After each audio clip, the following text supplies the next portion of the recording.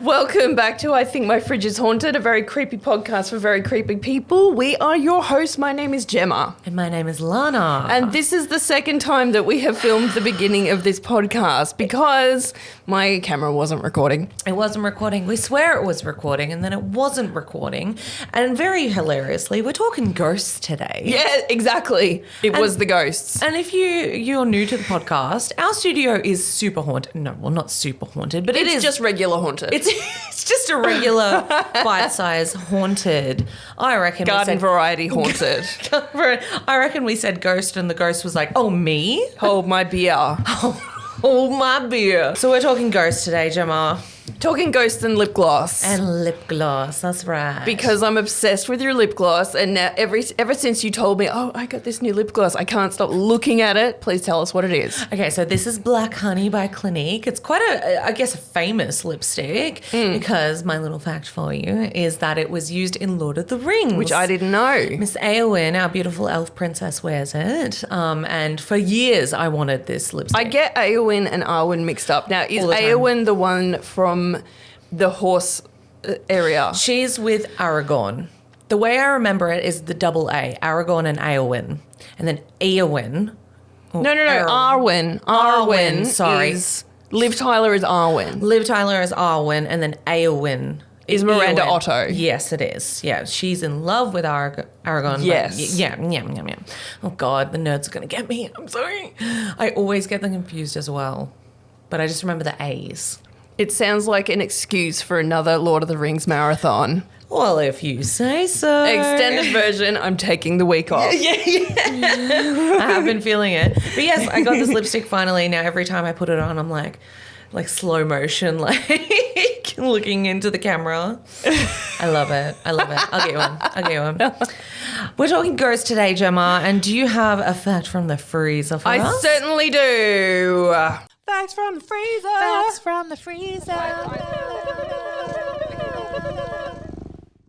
So, I feel like the older I get, the more of a skeptic I become when it comes to paranormal and ghost stories. So even though I love ghost stories, I'm always looking for the most logical explanation. I relate to that, I think. I used to be really, really like a big believer, but as I'm getting older... It's definitely ghosts. Like the door opened on its own, it's definitely ghosts. A ghost. Like, yeah. Yeah. I am special and I am being haunted.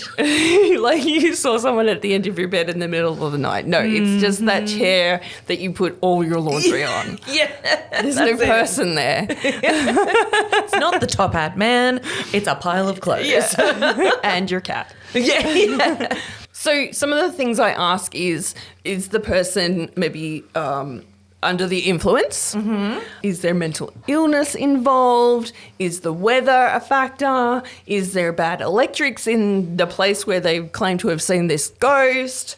But I'd never heard this one before. Okay. According to an article by Leah Tierney in The Stute back in 2020, experiences of paranormal contact occasionally include hearing or seeing unexplainable things, confusion, dizziness, weakness, and nausea.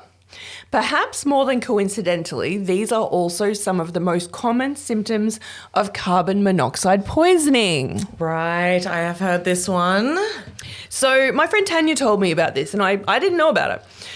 But the theory goes back to 1921. It's crazy that it's that far back. Yeah. That's crazy to me. And it's sort of been lost over time and now it's come back again. Yeah. Remember that one? So an article was published in the American Journal of Ophthalmology. Mm-hmm. Well done. I have to Google that. By Mr. William Wilmer. Love the name. Now, Wilmer noted a case of a woman who had told him she and her family had moved into an old rundown house. And it was so old that the house had no electricity. So they had gas lamps and candles just to keep, so they can see. So old back in that day was like late 1800s. Right. Yeah. Ooh. Yeah. Old now is like it was built 70s. In the 80s. Oh, yeah, exactly. Soon the family started to see furniture moving and they started to hear footsteps. They also started to get sick, which they thought was due to ghosts. They Ghosts. thought it was a haunted house. Ghost illness. The family also suffered from fatigue and headaches, and they found out that the furnace was putting out carbon monoxide into the house instead of up the chimney. Right, so it's just pumping the gas into the house. And they're inhaling it for all day, every however day. long. Oof.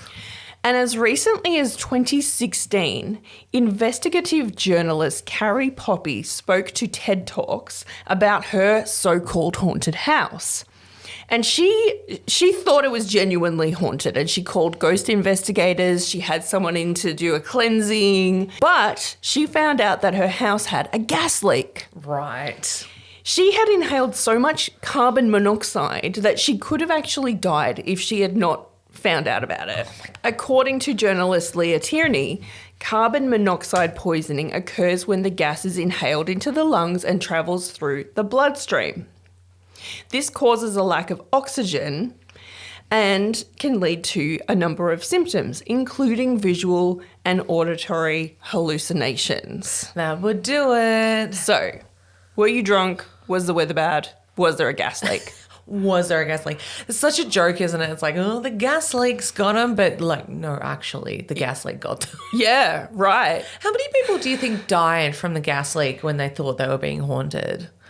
Like, that's got to be maybe not a huge statistic. Rearrange the question to how many people that die of gas leaks thought that their house was haunted before they died. Yeah, that part. That's Yeah. it. And if there was family members that came to the house and fully believed that the house was haunted, how many of those people believed that they were killed by the ghosts? Yeah, exactly.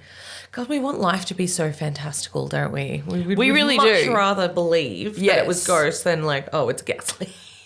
I totally agree with that. Yeah. We don't want just to die from No. mortal human error. Yes, if you will. exactly. We want it to be from another realm. Yeah, exactly. Way more interesting. Yeah. Oh my God, that's fascinating. Well, everyone, go get. Isn't there ads now as well for carbon monoxide poisoning? Like they're like, please get your gas checked. Well, there's carbon monoxide like sensors that you can put in your house. Yeah. See? Yeah. Gotta get stuff checked. I'm going to ask Louis if we have those in our house. We probably do. He's probably on top of it. Yeah, I'd say so. That man's on top of everything. Probably. Okay. And I haven't seen any ghosts. So that must be a good sign. It's your big old dog scaring him off, actually. Ghosts are like, hell no. P.S. My dog, Hades, has a massive crush on Lana Lunacy. I'm like honoured, really. He's such a cutie pie. But he won't leave you alone. No, he just sits he there. has to be, He looks at me. like, he has to have part of his body touching you all the time. He's like, did you know that I'm here? And I'm like, yes, you're 7 feet tall. I can see you, buddy. He's such a cutie pie. Oh my God, love. Shout out to Hades. We'd like to give a shout out to Fruit Bowl Dice for sponsoring this video. Fruit Bowl Dice are your ultimate online destination for tabletop gaming dice. Based in Melbourne, their carefully curated collection boasts a variety of vibrant dice, perfect for tabletop gaming enthusiasts and curious collectors alike. Fruit Bowl Dice take pride in offering something for every adventurer and role player, regardless of their RPG system. Please take a moment to explore their magical selection and discover the joy of adding these colourful treasures to your gaming experience. And Fruit Bowl Dice have informed us that they are happy to offer customers who use our affiliate code FRIDGE a free surprise gift with their purchase. So use the word FRIDGE on the second page of checkout to secure your free gift with purchase. Our code FRIDGE can stack with a discount code, so if you have a discount code, you can use it in conjunction with our affiliate code. Don't forget, our affiliate code is FRIDGE. That's FRIDGE. Now back to the podcast. Okay, well, Gemma, I'm going to tell you a ghost story today, which I'm very excited about. Let's do it. We were saying before that we don't think that I've done an official ghost story yet, which is like... I should have prepared better. We should put like candles and stuff everywhere. Like, ooh. We're just getting into spooky season early, as we should, mind you. Mm-hmm. It starts from August. Let's be real. It starts now. Oh, look, if you shop at TK Maxx, it starts in August. All the Halloween stuff is in. And it's this year, they've outdone themselves. Cute. They've got Halloween snow globes. Oh, no. It's so cute. I did notice this year, though, they don't have the Ouija board cushions.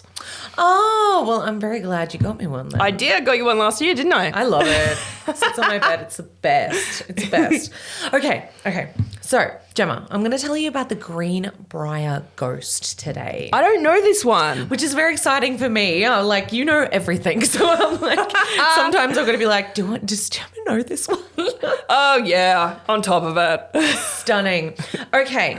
So just quickly, the sources today. Again, there was quite a few, but we've got skeptoid.com, mentalfloss.com. Fun name. That's a good site. It is. Yeah. It's great. The Appalachian Memories. I'm weirdly... Appalachia. Yeah. I'm getting a lot of Appalachian... Is that the right way to say that? I think it's Appalachian. Appalachian. Because I think they say... I can't remember how it goes. If you say Appalachia, I'll throw an Appalachia. I love that. I think that's how it goes. Appalachian. So I think it's Appalachian, but... I'm getting a lot of Appalachian content then.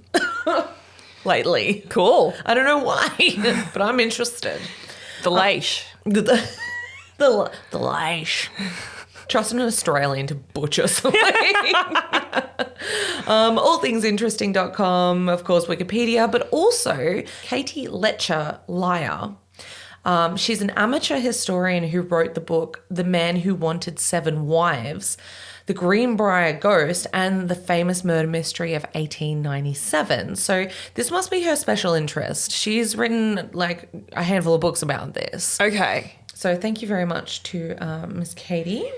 In 1897, a chilling murder investigation unfolded in Greenbrier County, West Virginia, in which whispers would make its way into American folklore. The story revolves around a young woman whose untimely and unexpected death would lead to an astonishing claim by her own mother, that of a testimony from the ghost of the young woman's death.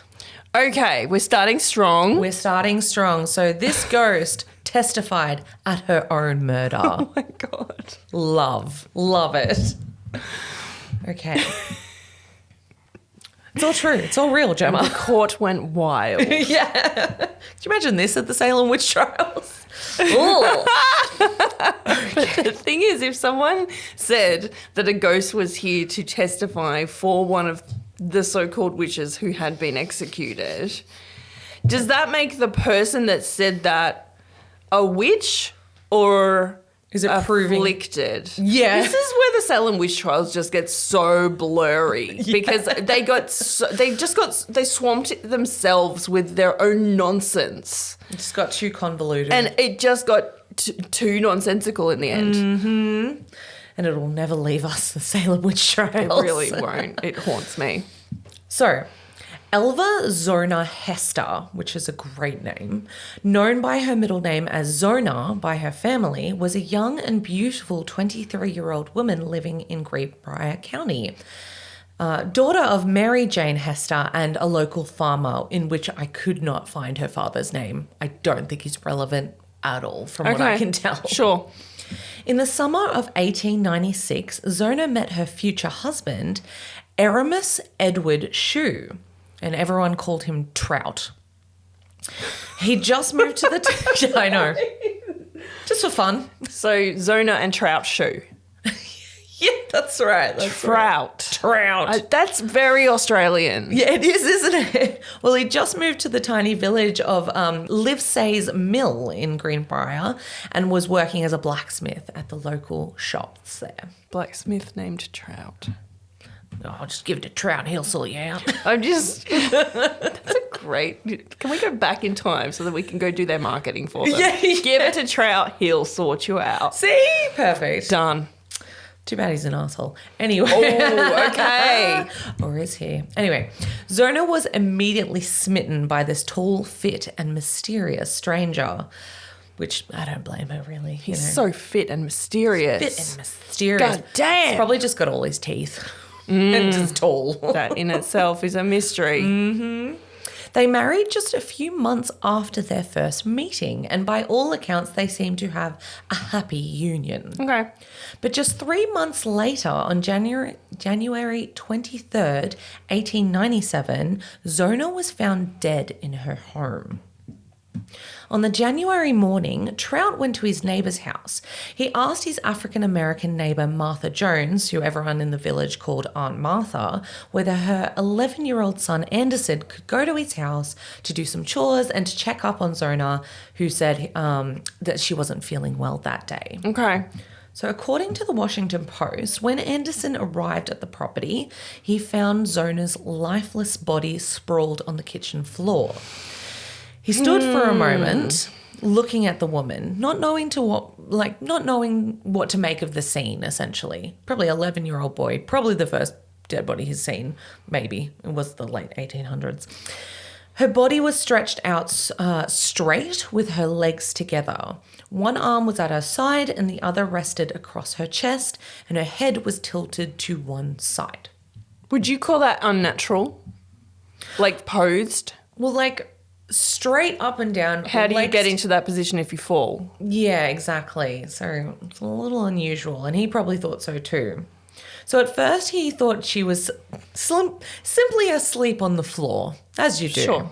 He stepped towards her, quietly calling Mrs. Shue.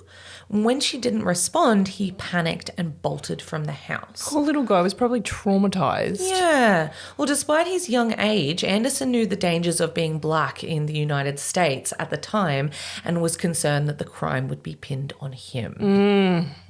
So he ran. He ran to Aunt Martha and told him what he saw, and she summoned the local doctor and coroner, George W. Knapp. Okay. She also told Shue, and he immediately left work and travelled home. I don't know how she told him, but she told him. That's what I was going to say. Yeah, like you can't just call him. Yeah. Telegram. I don't know, maybe she texted him. Maybe she texted him. She Snapchatted him. Wife's dead, lol. Sorry. She probably sent Anderson out and be like, maybe go tell the husband what's happened. Yeah. So Dr. Knapp didn't get to the Shue's house for almost an hour. And by the time he got there, Trout had already gotten home, carried his wife's body up to the bedroom, washed and dressed her and laid her out on the bed. Okay. All right. Yeah, he'd prepared her body for a burial with a high-necked, stiff dress with a high collar and placed a veil over her face. This was considered unusual. Because he's a man. Exactly. Yeah. Exactly right. So the Victorian custom at the time was for a female family member or friend to prepare the body. While Dr. Knapp tried to examine Zona's body to determine her cause of death, Shrew was cradling his wife's head and crying the whole time. When Dr. Knapp again attempted to examine her head and neck, Shrew became agitated, and Knapp didn't want to provoke him any further. Was there any blood at the scene? Apparently not, because he'd cleaned everything up already. But I wonder when the little boy saw her, like, was it a bloody scene or was it like she had had a heart attack and fallen or I wonder what that area looks like. Well, I don't think there was any blood at all. Okay. I think that probably would have been mentioned if there was, and he probably wouldn't have like thought she was sleeping if there was blood everywhere as well. True, yes. So her body's just on the ground. Right. He found nothing amiss, our doctor, and all the body parts he did examine, so I guess it was the rest of her body. And he'd also been treating Zona for a couple of weeks prior, so he listed the cause of death as the everlasting faint, which apparently was a big thing back in the Victorian times. It was essentially a heart attack. Everlasting faint. Everlasting faint. Isn't that fun? Oh, wow. I've not heard of that. Yeah, I hadn't heard of it either, so maybe it'll pop up now for us. Well, the iPhone has heard it, so it'll probably It's pop all up in the over. algorithm. But he did change it to complications from pregnancy, despite no evidence pointing to Zona being pregnant at the time. The doctor did that? He changed it from the everlasting faint, the heart attack, to complications from pregnancy. So I guess because she'd been going to see him, maybe she was trying to get pregnant. I don't know. But this was like the big rumor that went around. Everyone thought, oh, she was pregnant and something's happened and she's died. Right. So everyone just believed, okay, that's what's happened. Right. A few days after her death, Zona's wake was held at her mother's house and then she was buried, but not before a bizarre funeral where her widower acted erratically. So Trout's acting weird. Trout, what are you doing, Trout? So Trout was pacing back and forth from the casket. He was fiddling with Zona's head and neck and not letting anyone near her despite the open casket. He kept her head and neck covered with a scarf. It didn't match the burial dress, but he insisted that it was her favorite and that she'd want to be buried with it. He also propped her head up on, at first with a pillow, but then with a rolled cloth. Just fiddling. So he's fussing. He's fussing about her. He made sure that no one got near the body or got a clear view even of the body, as he's covering her up and moving her around and things like that, before she was buried at the Soul Chapel Methodist Cemetery, which I believe is near her childhood home. It was certainly strange, but most guests likely just chalked it up to, part of the grieving process. She was generally liked and regarded without suspicion by everyone in the town. Everyone, that is, except for Mary Jane Hester, Zona's mother. She never liked Shu, and even without the evidence, she was convinced that he had murdered her daughter. Okay. So she prayed every evening for weeks for Zona to come back and, come back from the dead and reveal the truth to her. What happened? Until her prayers allegedly were finally answered. So Mary began having vivid dreams in which her daughter's ghost appeared to her, detailing how her husband had killed her.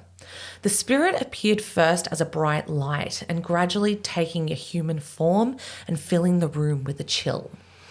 Okay, so firstly, if this is a dream that the mother had, firstly, her daughter's telling her what she wants to hear. Exactly. And also the way that she appears, it's very biblical. Very. So it's very much like, imagery that they've seen in church, imagery that they used to see. So it's kind of like, it's very convenient. Convenient is the right word.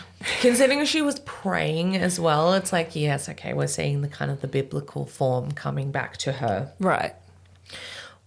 Zona's ghost confessed to her mother, not really confessed, but told her mother that Shu was cruelly abusive towards her and one night attacked her in a rage when he thought she hadn't made any meat for his dinner. Dudes hate that. I mean, they're like, I'm not eating greens. What do you mean? No rabbit food. I'm not eating rabbit food. No, fuck that. Yeah. I was going to say, it's very, very late 1800s. And then I'm like, No, it's very now. guys still do that. Yeah, exactly. God, evolve, would you? How dare a living being not have died for my lunch? Yeah, exactly right. According to the ghostly testimony, Edward Shue had attacked Zona, strangling her, breaking her neck, and the ghost claimed that her head was completely turned around. Okay.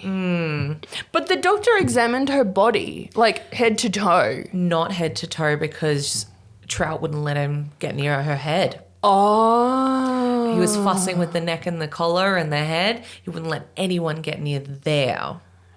And the doctor didn't think that was weird? Yeah, exactly. It was like, so I need to look at her head. No, you can't. No. This is her favorite scarf. She Don't wants it touch. on. But she can wear the scarf. Yeah, dude. After I look at her head and her neck. No. The wailing. I don't know. I can't imagine. The doctor got sick of it and he didn't look He at was it. like, fine. Whatever. It's cool, I guess. The spirit allegedly showed her mother the manner of death, and then the ghost turned and walked away, disappearing into the night while staring back at her mother because her head was twisted around. That's terrifying. Isn't it? Cool. Thanks, daughter. Mary was convinced that Zona's spirit was trying to communicate the truth about what had happened. Mary claimed her daughter appeared to her in her dreams 4 nights in a row to tell her the story. Okay. So Mary went to the local prosecutor, John Preston, and spent the afternoon at the office trying to get him to reopen the case. Law enforcement was, of course, skeptical, as a ghostly sighting and testimonies were hardly acceptable in court. But whether Preston believed her story about the ghosts, we don't know. Probably not. Yeah. But Mary was persistent and convincing enough that he began asking questions around town.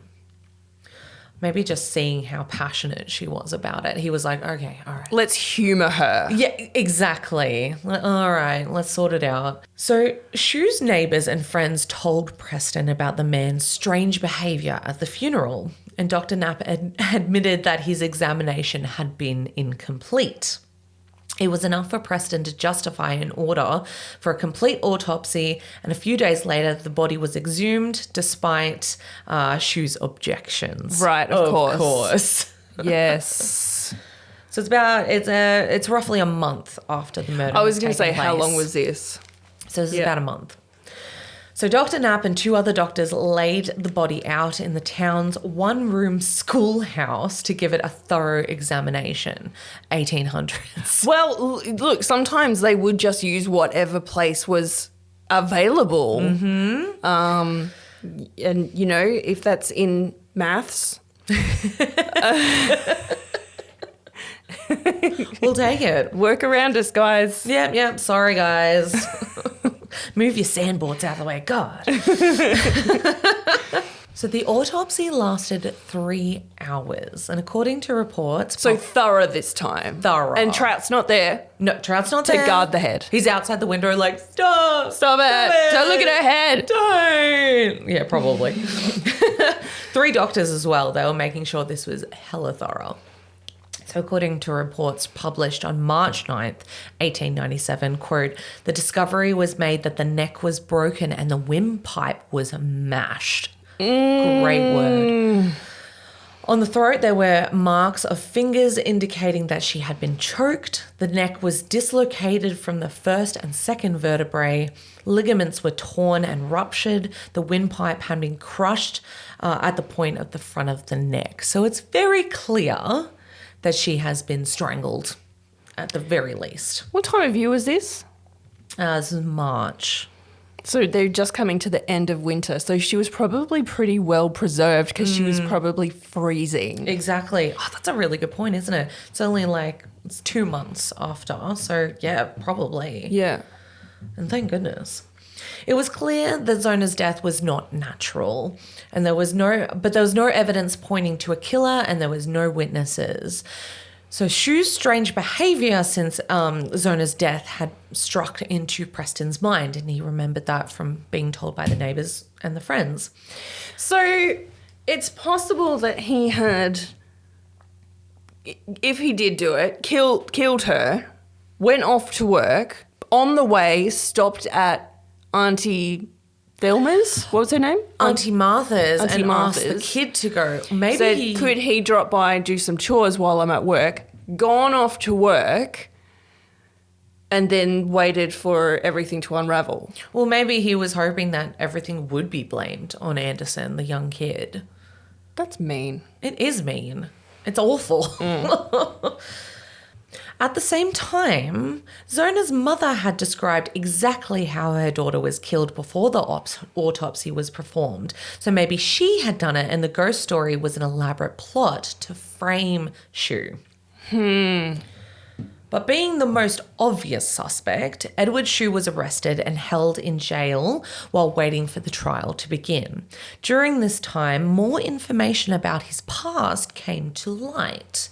So Preston continued to investigate and begin looking into Shu's past. Remember, he'd just turned up recently, only a couple of months before they'd been married. Who is he? Who's this guy? Mysterious indeed. He learned that Shu had been married twice before. The first ended in divorce while Shu was in prison for stealing a horse, which is rhymes. That wife later told police that Shu was extremely violent and beat her frequently while they were married. Okay. His second marriage ended just after 8 months with the mysterious death of his wife. Okay. So the first wife is alive. Mm-hmm. Second one dead. Third one dead. Yep. It's a bit of a pattern going on here. In between these marriages, Shu boasted in prison that he planned to marry 7 women in his lifetime. Right. The previous wife's mysterious death and Shu's history of abuse were circumstantial, but enough for Preston to put him to trial. So I just want to say to this guy, if that's your ambition, if that is your life's work, that you want to marry 7 women, I just want to remind you that divorce is a thing. Divorce is a thing. And in fact, you've done that. And you could continue to just do that instead of killing them. It is time consuming, can be expensive, but no one has to die. No one has to die. Just let them live, damn it. So the trial began on June 22nd of 1897 and lasted just for 8 days. And the testimony of Mary was pivotal.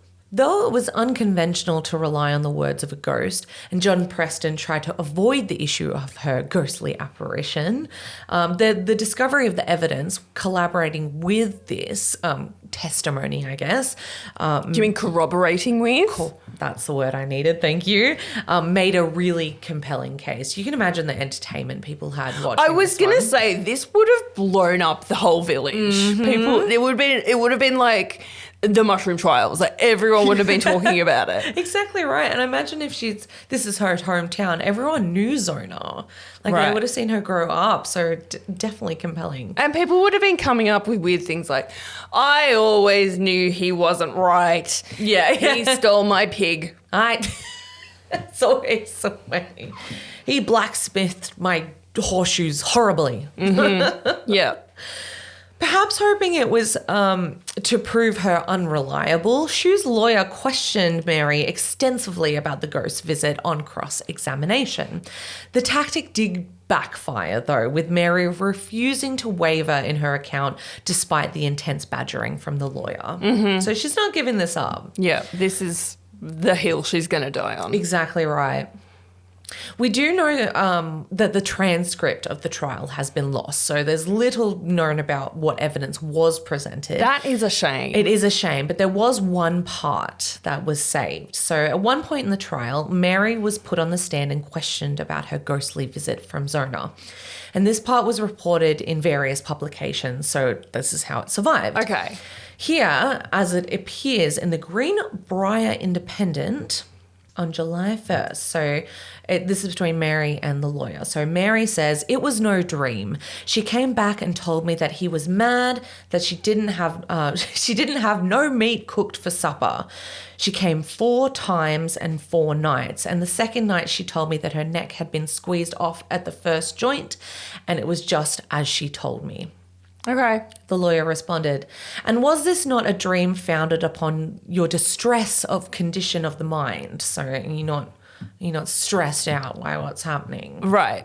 No, sir, it was no dream, for I was as wide awake as I ever was. She wore the very dress she was killed in, and when she went to leave me, she turned her head around completely and looked at me like she wanted me to know all about it. So she's saying it's more of it's a vision. She's having a vision of this. She was awake. Like, it's not that she came in a dream. She was fully conscious. The lawyer replied, then you insist that she actually appeared in flesh and blood to you upon 4 different occasions. Mary said, yes, sir. So she's not backing down. Many people in the community and jury seem to have believed Mary's story, and Shu did himself no favours taking the stand in his own defence eventually. I love that. Love it. Love when that happens. Never ends well. He was rambling and appealing to the jury to look into his face and say if he was guilty. Yeah, you are. Yeah. That's why you're here. Yeah. Literally why you're here. It's like missing teeth and he's like all scraggly and they're like, yeah, you did it. The Greenbrier Independent reported that his testimony, manner, and so forth made an unfavorable impression on the spectators. The jury deliberated for an hour and 10 minutes before returning with his guilty verdict. It's not a long time, is it? It's not a long time at all. Xu was found guilty of murder on July 11th and sentenced to life in prison. When this happened, a lynch mob was formed to take him from the court to the jail, and they wanted to hang him. Wow. It was so upset. I think people were really whipped into a frenzy about this trial. Absolutely they were. But the mob was disbanded by the sheriff and before any damage was done. They wanted this guy dead and gone. Yeah. Especially if the rumor got out that she was pregnant. Absolutely. If that's what people thought. Yeah. Upon Xu's conviction, it was indeed widely reported that this ghostly testimony is what tipped the scales. The Baltimore American newspaper put it this way. The principal evidence was that Xu's mother-in-law, who testified that her daughter's spirit had come to her at a seance. This is the thing, right? This is the thing about older stories is like, was it in a seance? Was it in the sleep? Was it in the... So we'll just say a seance, that Xu had killed her by breaking her neck, and all other evidence was purely circumstantial. So they believe that the ghost was the reason. That's how we got her. Their prime witness. Yes, in her own murder. So Edward Xu died on March 13th in 1900 in the West Virginia State Penitentiary. So just 2 years later. Yeah, not long at all. He was a victim of an unknown epidemic. Oh, right. So he was buried in an unmarked grave in a local cemetery. Mary Jane Hester lived till 1916 and never recanted her story about Zona's ghost. She never gave up No, never. that story. In the years since, the Green Brier Ghost convicting a murderer has become the mainstay of West Virginia and paranormal culture. Right. At least three different adaptations on the stage have been made, including a musical. Okay. I was like, I love How? it when really dark subject matter is made into a musical. always. You can make anything a song. So it's been dramatized and novelized at least twice, thanks to Katie. A state historical marker outside the cemetery where Zona is buried declares only known case in which testimony from a ghost helped convict a murderer. And that's the Greenbrier Ghost. How's that? That was a great story. Thank you so much. Stumbled through the end, but we got there. I wonder if her mum just wanted to believe it so much Yeah. that she had some sort of psychotic episode driven by grief. I mean, yes, but like, how did she know about the neck breaking? Was it just because he was being so obvious that he didn't want anyone to touch her and covering her neck? Because there was no blood, she's lying on the floor. There's no obvious blunt trauma. There's no stab wounds. There's no gunshot. So by process of elimination, you're like, well, she's either been poisoned or she's been strangled. Yeah, and if they didn't find that in the autopsy, like poisoning, but obviously they found the neck was broken a lot. Mashed. Yeah. Mashed. I don't know if I've heard the word mashed yet on this neck. podcast. Yes. Ugh. So So I think just like, you know, in her own mind, she's, I don't know. Do I believe it? I don't know either. I think, again, talking about fantastical, I'm like, I want to believe it. I really want to believe it. I think it's cool. The ghost walking away, though, with the neck placed 180. Yeah. Looking at her mum It's like, I believed it up until that, because that was too weird. yeah, I know, right? Imagine what they found. Like, they're doing the autopsy and they're like, and we'll fix her head. And oh my God, it just keeps going. Right. Whoa. That would have been horrible, horrible. I think people probably in the jury liked the fact that she had appeared as this kind of like Mother Mary, very angelic figure as well. You know what I always think of when I hear like they came in a white light and then they became human is that I can't remember when it is, but you know in The Simpsons when That's first what came to my head when they think that Mr. Burns is an alien. I bring you peace. you bring you peace. That's all He brings peace, break his legs. That's all I can picture. I'm like, no. Well, there you go. A ghost story didn't hear. Testified in her own murder. How's that? That's awesome. Thank you so much. We need to bring back some more ghost stuff. More ghost stuff. Well, we're getting close to Halloween. Pressure's on. We definitely need to, take advantage. Put some hauntings in there. If you like this ghost story today, please follow us on all the different platforms, pretty much any platform you Literally can find everything. Facebook, Instagram, TikTok. TikTok. I haven't gotten out into the Blue Sky or anything like that yet. There's too many platforms. It's too much. Too much. Not on the threads. No, not. Oh God, no. They're annoying. To Definitely not on the X. Excommunicated, more like. Find us at I Think My Fridge is Haunted. Please join our community. Tell us what you thought of this story. Do you know of another ghost that had testified in their own murder? Because I want to know. Yeah, what do you guys think? Well, until next time, Fridgies, be creepy. But don't be a creep. Goodbye.